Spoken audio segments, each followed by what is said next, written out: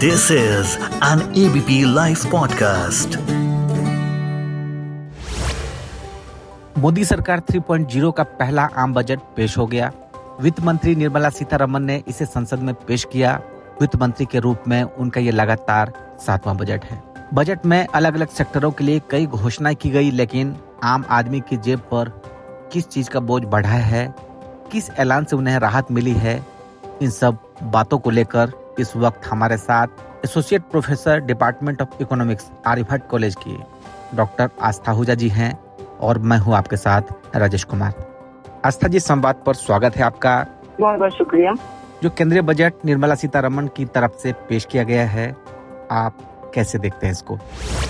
जी, मोदी सरकार का कहूँ कि मैं एनडीए का कहूँ, पहली बात तो ये है राजेश जी, क्योंकि इस वक्त जो है ये कोलिशन गवर्नमेंट, और अगर मैं पहला रिएक्शन जो है बजट का के बारे में बात करूंगी, डिटेल्स तो भी और जब आएगा डिटेल्स में उसमें देखा जाएगा, तो पहला जो रिएक्शन है एट फर्स्ट ग्लांस मैं देखूं बजट, तो बिल्कुल इस बजट में जो है अलाइव का जो प्रेशर है वो नजर आया।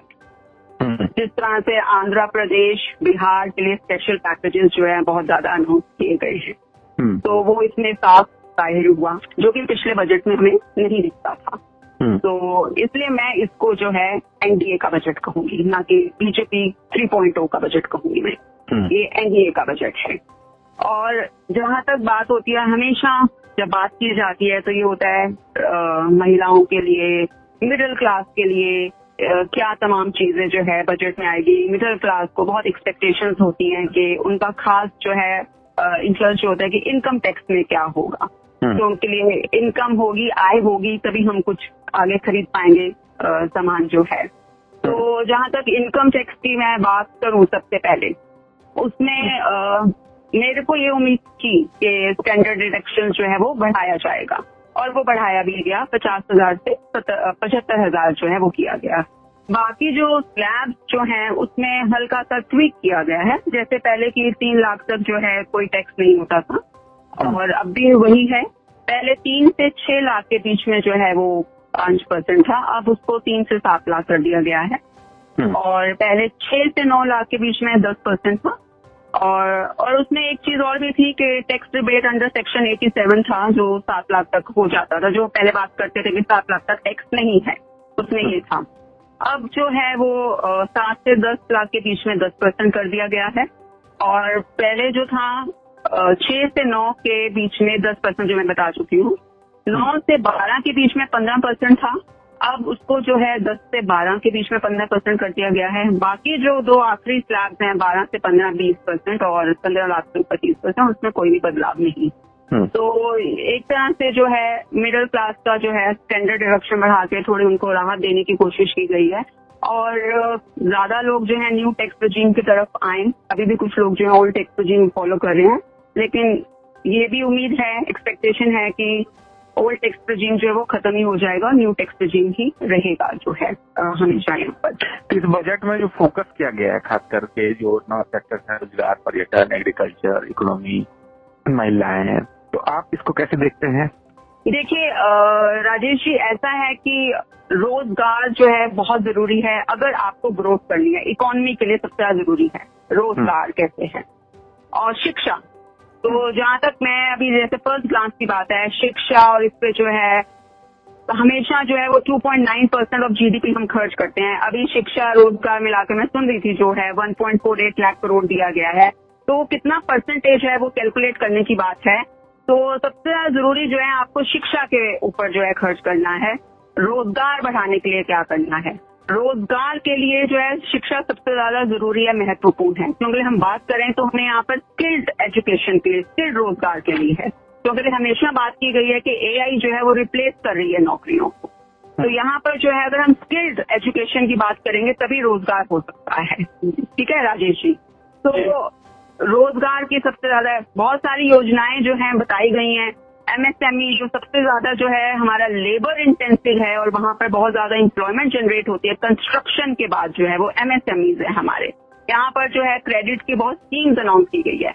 मेरा जो है मानना इसमें ये है कि स्कीम्स अनाउंस की जाती हैं, लेकिन स्कीम्स अनाउंस जो एमएसएमई सेक्टर का जो है काम कर रहा है एमएसएमई में, क्या उसके पास इतना है पैसा कि वो लोन ले और उसको फिर चुका सके? उसकी इतनी आय हो रही है? क्योंकि आप जब लोन लेंगे तो आपको उसको चुकाना भी है ना। तो क्या उसकी इतनी आय है? तो मेरा ये है कि बहुत अच्छी बात है, आपने इतनी अनाउंसमेंट की हैं ग्रोथ के लिए। विकसित भारत हमने होना है, 2047 तक जो है विकसित भारत होना है हमको। बहुत सारी योजनाएं आपने अनाउंस की हैं, बट वही क्वेश्चन है, व्हाट ऑट टू बी, इसका क्या असर होगा? व्हाट ऑट टू बी, क्या कर सकते हैं इसका जो है? क्या जमीनी स्तर पे ये सारी जो योजनाएं जो अनाउंस करते हैं, ये जमीनी स्तर पे कितनी कामगार होती है? सबसे बड़ा सवाल जो है ये है, क्योंकि रोजगार बहुत बड़ी जो है इस वक्त समस्या है देश की। तो वो जमीनी स्तर पे कितनी कामगार होगी, सबसे बड़ा सवाल ये है। इसमें आपको क्या लग रहा है कि वो चीजें कहीं ना कहीं लैग कर रही है जो आपके हिसाब से होना चाहिए, जिस पर ध्यान नहीं दिया गया? लैग कर रही है क्योंकि लिए हमारे यहाँ पे अनऑर्गेनाइज सेक्टर बहुत है। एक दुकान पे जो एक आदमी जो है वो लड़का रखा हुआ है, वो सामान देने जाता है। जैसे मैं एक एग्जांपल दे रही हूँ, सामान देने जाता है घरों पे, बहुत सारे लड़के आपने देखे होंगे वहां पर, ठीक है। तो स्ट्रीट वेंडर्स के लिए भी कुछ अनाउंस किया गया है। तो मेरा जो ये है कि इम्प्लीमेंटेशन जो है वो कैसे होगा? जैसे एक लड़का दुकान पे काम कर रहा है, उस पर आप कैसे इम्प्लीमेंटेशन करेंगे? तो बेहतर है कि हम लोग शिक्षा की तरफ जो है स्किलिंग जैसे हम करें ना, स्किलिंग, रीस्किलिंग, अपस्किलिंग, ये चीजें जो है वो ज्यादा जो है वो मायने रखती हैं। बहुत सारी अनाउंस कर दिया आपने एमएसएमईज के लिए, क्रेडिट लाइन स्कीम जो है वो पिछले बजट में भी अनाउंस हुई थी, अब भी आपने अनाउंस की है जो है क्रेडिट लाइन स्कीम जो है बढ़ा दिया उसका अमाउंट जो है। फाइनेंस मिनिस्टर जी की मैं सुन रही थी स्पीच जो है, लेकिन फिर वही सवाल है कि आपने बढ़ाया, लेकिन क्या आपने उसको इतना काबिल बनाया कि वो लोन ले और उसको लोन चुकाने की क्षमता हो? तो यहाँ पर जो लैक है कि जो ग्राउंड रियलिटी है, मुझे लगता है सरकार ग्राउंड रियलिटी से बहुत दूर है। तो ग्राउंड रियलिटी समझने की जरूरत है कि जो है विकास के लिए हमें क्या चाहिए, उसके बाद ही जो है सारी चीजें। इसमें इस बार जो अलायंस पार्टनर है जेडीयू टीडीपी, वहाँ के स्टेट के लिए खास ध्यान दिया गया। बिहार के लिए सड़क के लिए 26,000 करोड़ के दिए गए, 2 एक्सप्रेसवे का ऐलान किया गया बिहार में। इसके अलावा गंगा पे 2 पुल, इधर आंध्र प्रदेश के लिए 15,000 करोड़ का स्पेशल पैकेज दिया गया है। तो इसको कैसे देख रहे हैं आप? जैसे मैंने कहा कि असर जो है असर दिखा यहाँ पर कि पहले जो है वो बीजेपी गवर्नमेंट का बजट होता था, अब एनडीए का बजट है। तो कहीं ना कहीं अलायंस का जो प्रेशर है, क्योंकि बिहार के लिए स्पेशल स्टेटस जो है काफी मांग हो रही थी और आंध्र प्रदेश के लिए भी हो रही थी। अच्छी बात है, दिया गया है वहाँ पर डेवलपमेंट के लिए, इंफ्रास्ट्रक्चर डेवलपमेंट के लिए, बहुत अच्छी बात है जो पैकेज जो दिया गया है। पर वही अलायंस का है, बाकी और किसी स्टेट के लिए ऐसा नहीं दिया गया है। मणिपुर के लिए क्या कोई स्पेशल पैकेज अनाउंस किया है वित्त मंत्री ने? मेरा तो ये सवाल है वित्त मंत्री से, क्या मणिपुर के लिए कोई स्पेशल पैकेज अनाउंस किया है? और इसमें एक सवाल और भी है, बात जो है राजेश जी, कि कैपिटल एक्सपेंडिचर सरकार की तरफ से, जो मेरी एक्सपेक्टेशन लाइंस पे था कि कैपिटल एक्सपेंडिचर जो है वो सरकार की तरफ से हो रहा है। तो जब हम कहते हैं कि इकोनॉमी की ग्रोथ हो, एग्रीगेट डिमांड जो होती है उसमें आपका कंजम्पशन, जो आम आदमी जो है वो जब आय खर्च करता है, कंजम्पशन बढ़ती है, तो उससे प्रोडक्शन होती है, फिर जो है कंपनियां इन्वेस्ट करती हैं, तो उससे प्राइवेट इन्वेस्टमेंट आपका बढ़ता है। और एक कंपोनेंट होता है गवर्नमेंट एक्सपेंडिचर, जो कि सरकार ने अपना, जो मुझे एक्सपेक्टेशन थी कि कैपिटल एक्सपेंडिचर जो है वो बढ़ेगा सरकार की तरफ से, वो बढ़ रहा है, लेकिन प्राइवेट इन्वेस्टमेंट नहीं बढ़ रहा है। इस बजट में फाइनेंस मिनिस्टर ने प्राइवेट इन्वेस्टमेंट को बढ़ाने के लिए कई स्कीम जो है वो अनाउंस की हैं। अब वो आने वाला वक्त है जो बताएगा कि वो कितनी कारगर हुई है। तो प्राइवेट इन्वेस्टमेंट बढ़ाना बहुत जरूरी है, और प्राइवेट इन्वेस्टमेंट तभी बढ़ेगा जब आपका जो है देश की कंजम्पशन बढ़ेगी, क्योंकि कंजम्पशन जो है वो बहुत बड़ा मेजर इंजन है ग्रोथ का इकोनॉमी के लिए। इस बार रोजगार और स्किल पर खास डेवलप किया गया, चाहे एग्रीकल्चर के जो रिसर्च है जी उसके बाद वही मैंने कहा कि जी इसके अलावा कहा गया कि देश के जो टॉप 500 कंपनी है उनको इंटर्नशिप देनी होगी। तो ये सब इस तरह के इनिशिएटिव्स हैं, वो कैसा लगता है आपको कि क्या कुछ इनिशिएटिव जो है बहुत बढ़िया? आपने ये मेरे को ये पॉइंट रेज भी करना था कि ये जो इंटर्नशिप जो है वो रेज किया गया टॉप 500 कंपनीज। तो टॉप 500 कंपनीज जो आपके इंटर्नशिप लेंगी, वो राजेश जी वही सवाल, तो किन को लेंगी? स्किल्ड को, जिसके पास स्किल होगा। स्किल कहाँ से आएगी? एजुकेशन से आएगी स्किल। तो एजुकेशन जो है बहुत इंपॉर्टेंट कंपोनेंट है। तो एजुकेशन जब होगा, जब आप उनको जो है इंडस्ट्री लाइन पे स्किल करेंगे, तभी जो है रोजगार बढ़ेगा। नहीं तो फिर वही अभी भी जो है हमारा 94% जो एम्प्लॉयमेंट है वो अनऑर्गेनाइज सेक्टर में। जब आप 500 कंपनियों के लिए आपने जो इनिशिएटिव लिया, बहुत अच्छा इनिशिएटिव है, लेकिन सवाल वही है कि जो है आप उनको स्किल करेंगे, इंडस्ट्री की जो रिक्वायरमेंट है उसके हिसाब से आपको उनको स्किल करना पड़ेगा। उसके लिए एजुकेशन बहुत जरूरी है, तभी रोजगार जो एम्प्लॉयमेंट जनरेशन होगा। अनऑर्गेनाइज सेक्टर से ऑर्गेनाइज सेक्टर में कैसे जाएंगे आप, जहाँ आज भी 94% जो लोग हैं एम्प्लॉयज हैं अनएम्प्लॉयड, जिनके बारे में कोई नहीं सोचता है। इसके अलावा जो जिस पे कम की गई है उसमें कैंसर की दवा है, मोबाइल चार्जर है, सोलर पैनल है, सोलर सेल है, मोबाइल फोन का चार्जर है, एक्सरे की मशीन है, चमड़े के जूते, पर्स, चप्पल, इलेक्ट्रॉनिक गाड़ियाँ, ज्वेलरी, सोना चांदी। तो इसको कैसे देख रहे हैं आप? सोलर पैनल पे कम किया गया, अच्छी बात है। सोलर एनर्जी की तरफ हम जाएंगे ज्यादा, जो है हम इलेक्ट्रिसिटी सोलर के थ्रू करें, जिससे कि जो क्लाइमेट चेंज है वो बेहतर रहेगा। इलेक्ट्रिसिटी की कंजम्पशन जो है जिस तरह से हम कोल से करते हैं, तो ये एक अच्छा कदम है, ये अच्छा कदम है। और कपड़ा और लेदर इस पे सब किया, बिकॉज ये ज्यादा लेबर इंटेंसिव जो है सेक्टर, मोदी सर, तो ये अच्छा कदम है। कर जाएगा, देश विकसित हो जाएगा। तो इस हिसाब में क्या इंजन को धक्का लगेगा उससे आगे बढ़ने के लिए? मुझे मुश्किल लगता है अभी ये बजट देखकर।